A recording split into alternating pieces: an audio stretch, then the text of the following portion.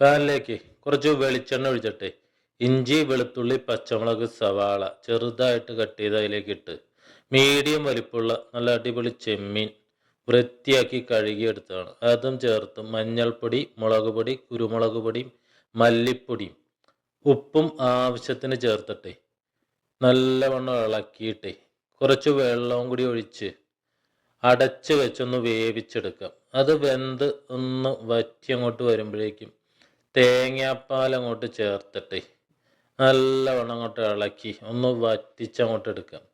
അതങ്ങോട്ട് വറ്റി അങ്ങോട്ട് റെഡിയായിട്ട് അങ്ങോട്ട് വരുമ്പോഴേക്കും കുറച്ച് കറിവേപ്പിലയും പച്ച വെളിച്ചെണ്ണയും കൂടി ഒഴിച്ചിട്ടേ അത് ഒന്നും കൂടി അങ്ങോട്ടൊന്ന് വരട്ടി അങ്ങോട്ട് എടുത്തു കഴിഞ്ഞാൽ നല്ല അടിപൊളി ചെമ്മീൻ റോസ്റ്റ് കിട്ടുമേ.